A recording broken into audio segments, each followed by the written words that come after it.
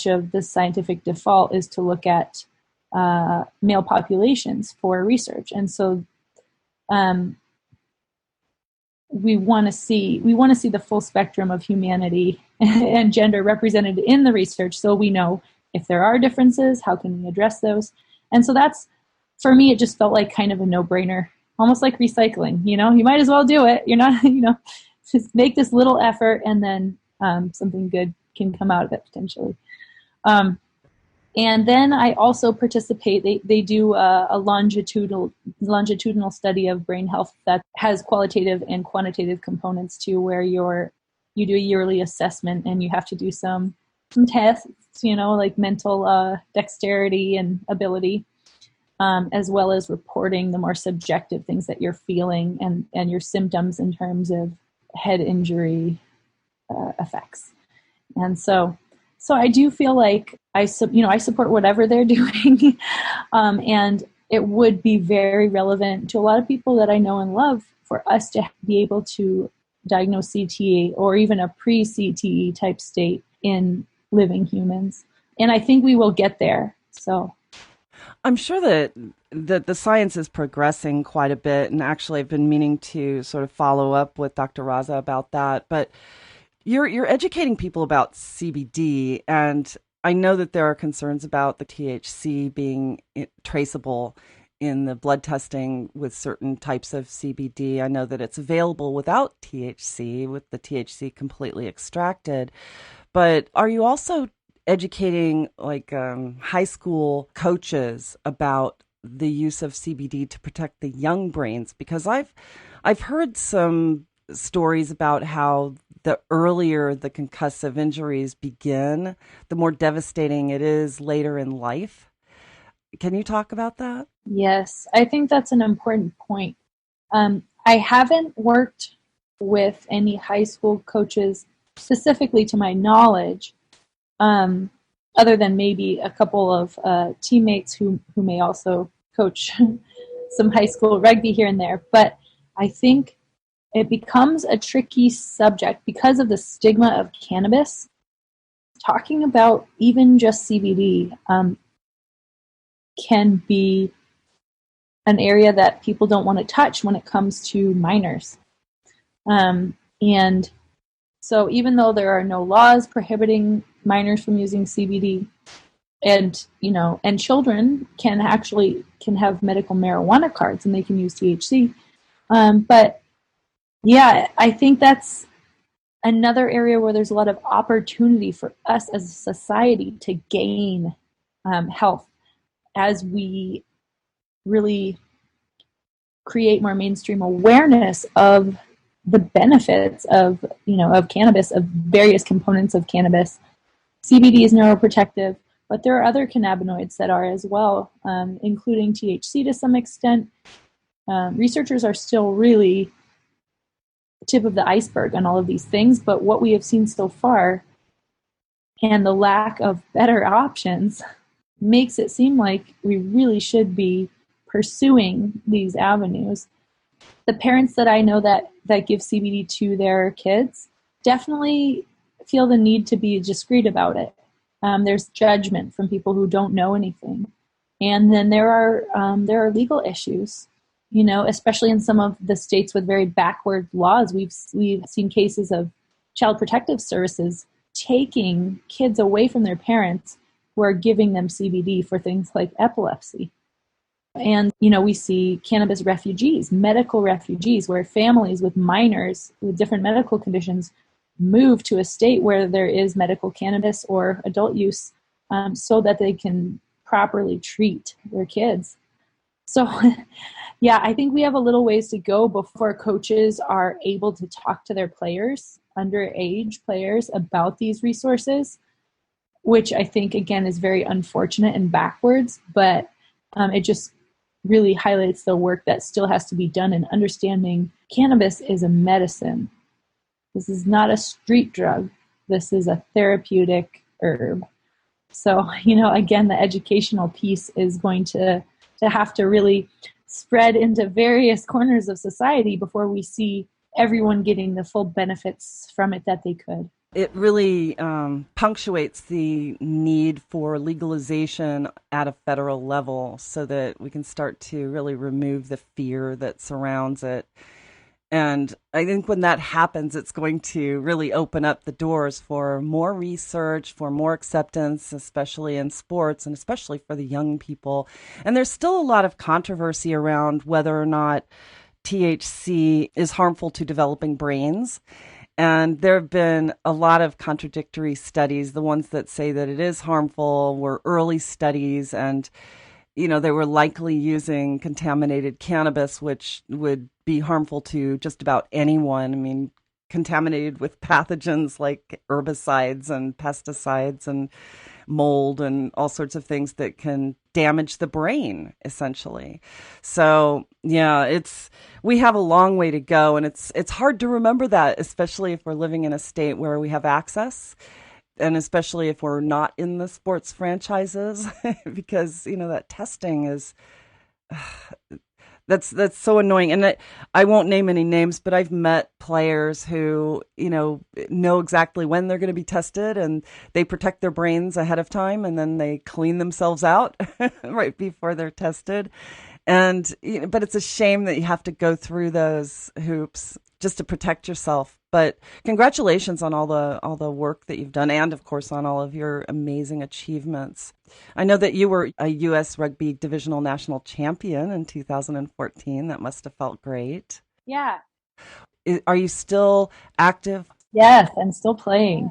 Tell me a little bit about your career. And you obviously started when you were very young in order to reach the level that you are now.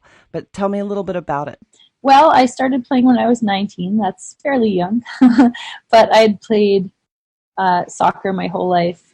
And I was in college. I transferred schools. I was playing for the team there. I'd just started to, but I wasn't having a very positive experience. And I was hanging out with a lot of the rugby players, and they were so much fun. And they eventually got me to just try a little bit of rugby, which was like tackling each other in the snow. And after that, I was kind of like, ooh, I think this actually just suits me a lot more. Where has this been my whole life? The contact. And then, of course, once I started playing, there was just no going back. I was absolutely in love with it. But rugby in the U.S. is very much an emerging sport. So in other nations and other places in the world, it's a huge cultural touchstone and or an industry. And, less so in the U.S. We've really had to, I don't think I've been asked for a while, they'll say, oh, rugby, is that the one with sticks? But, that's what it used to be. People didn't really know what it was. And I think awareness has grown because the sport has grown tremendously at every level, including at the grassroots level. So now there's youth rugby here, which we as a nation, if we're going to be competitive at a global level, that's what we need. We need people to start playing when they're kids to develop the skills they need so that by the time that they're 18, 19, they could be a professional rather than just starting to learn the game. And we're seeing that. We're seeing much more grassroots rugby, youth rugby, high school rugby, and collegiate rugby, programs where women can get scholarships. Men as well, but it was especially exciting for us as women.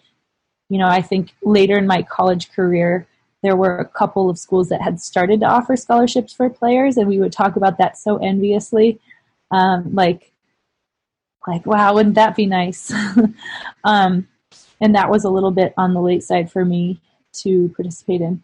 But at the same time, it's really exciting to be in this cadre of players that's laying the groundwork for, that has helped grow rugby in America, and specifically women's rugby, that we as a group are advancing this sport that we love so much and feel so passionately about.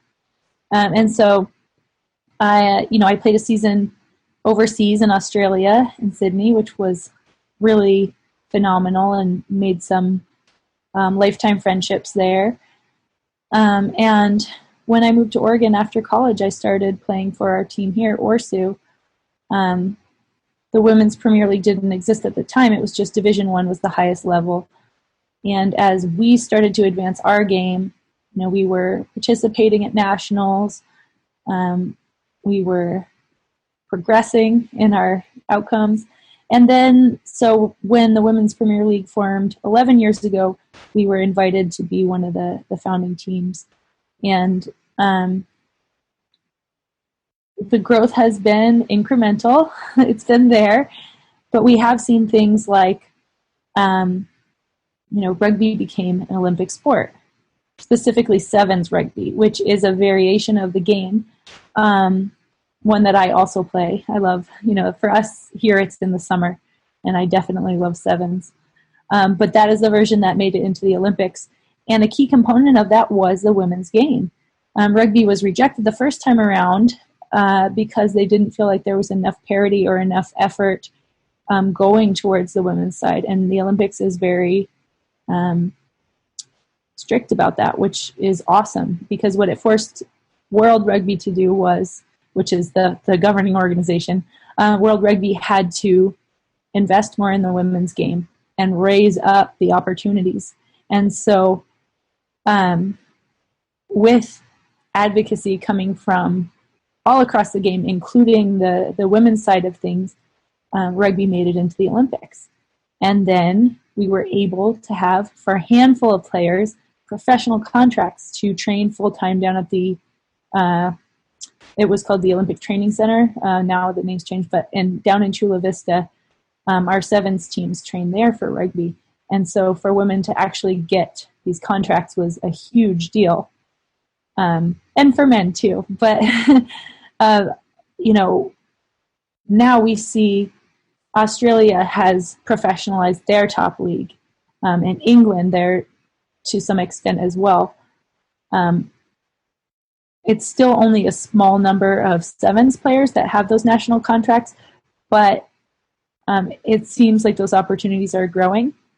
And men's rugby in the U.S. just professionalized a couple years ago with Major League Rugby.